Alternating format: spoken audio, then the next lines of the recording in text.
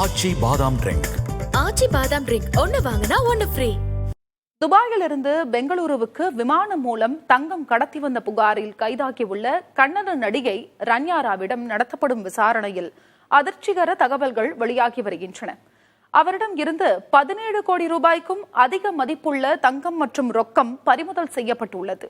கர்நாடக மாநிலம் சிக்கமகளூரைச் சேர்ந்த ரன்யா ராவ் தமிழில் வாகா திரைப்படத்தில் நடித்துள்ளார். கன்னடத்தில் 2 படங்களில் நடித்தவர். கர்நாடக காவல் குடியிருப்பு மற்றும் உட்கட்டமைப்பு வளர்ச்சிக் கழக ADGP ராமச்சந்திர ராவின் வளர்ப்பு மகளான இவர் 15 நாட்களில் 4 முறை விமானம் மூலம் துபாய்க்கு சென்று திரும்பியுள்ளார். அடிக்கடி விமான பயணம் மேற்கொண்ட இவரின் நடவடிக்கைகளில் ஐயம் ஏற்பட்டதால் இவர் கண்காணிப்பு வளையத்திற்குள் இருந்தார். இந்நிலையில் கடந்த 3ஆம் தேதி துபாயிலிருந்து பெங்களூரு வந்த விமானத்தில் 12 கோடியே 56 லட்சம் ரூபாய் மதிப்பிலான 14 கிலோ 80 கிராம் தங்க கட்டிகளை கடத்தி வந்த இவரை விமான நிலையத்தில் டெல்லி வருவாய் புலனாய்வு பிரிவு அதிகாரிகள் கைது செய்தனர். பொருளாதார குற்றப்பிரிவு நீதிமன்றத்தில் ஆஜர்படுத்தப்பட்ட அவரை வரும் 18ஆம் தேதி வரை சிறையில் வைக்க நீதிபதி உத்தரவிட்டார்.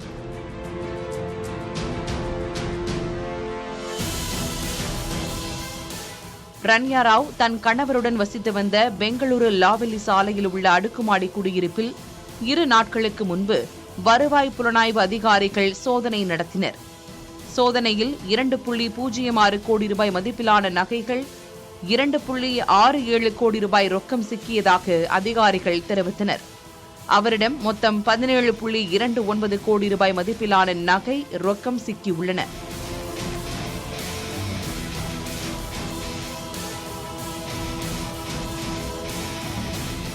ரன்யா ராவிடம் நடத்திய விசாரணையில் பல திடுக்கிடும் தகவல்கள் வெளியாகின.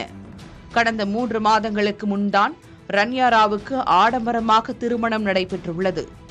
அவரது கணவர் கட்டட வடிவமைப்பாளர், பிரபல அரசியல்வாதி ஒருவரின் உறவினர்.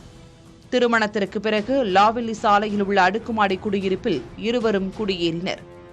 தங்கம் கடத்தலில் ரன்யா ராவுக்கு நேரடி தொடர்பு இல்லை.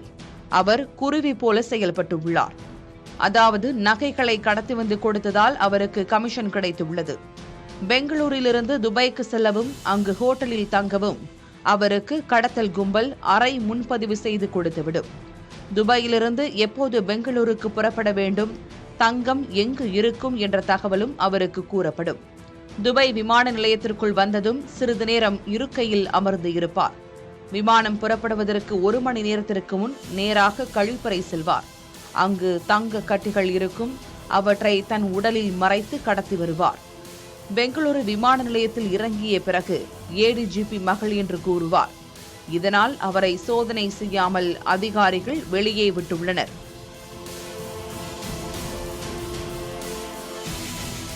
விமான நிலையத்திலிருந்து வெளியே வரும் அவரை சில நபர்கள் தங்கள் வாகனத்தில் அழைத்துச் சென்று அவரது அடுக்குமாடி குடியிருப்பில் விட்டுவிடுவர். கடத்தி வந்த தங்க கட்டிகளை இன்னொரு பையில் போட்டு அங்கு வரும் நபரிடம் கொடுத்து விடுவார். 1 கிலோ தங்க கட்டிகளை கடத்தி வந்து கொடுத்தால் ரன்யா ராவுக்கு 5 லட்சம் ரூபாய் தந்திருக்கின்றனர். இப்போது கடத்தி வந்த தங்க கட்டிகளை உரியவரிடம் ஒப்படைத்திருந்தால் அவருக்கு 75 லட்சம் ரூபாய் கிடைத்திருக்கும். ஆனால் அதற்குள் சிக்கிவிட்டார். இந்த முறை தங்க கட்டிகள் மீது பசை தடவி தன் தொடையில் ஒட்டியுள்ளார். அதன் மீது பேண்டேஜ் போட்டு வந்ததும் தெரிந்தது.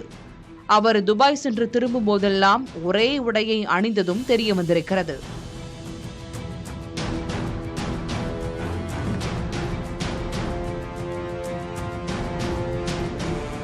இந்த கடத்தலின் பின்னணியில் பெரும் புள்ளிகள் இருக்கலாம் என்பதால் அவர்கள் யார் என தீவிர விசாரணை நடந்து வருகிறது.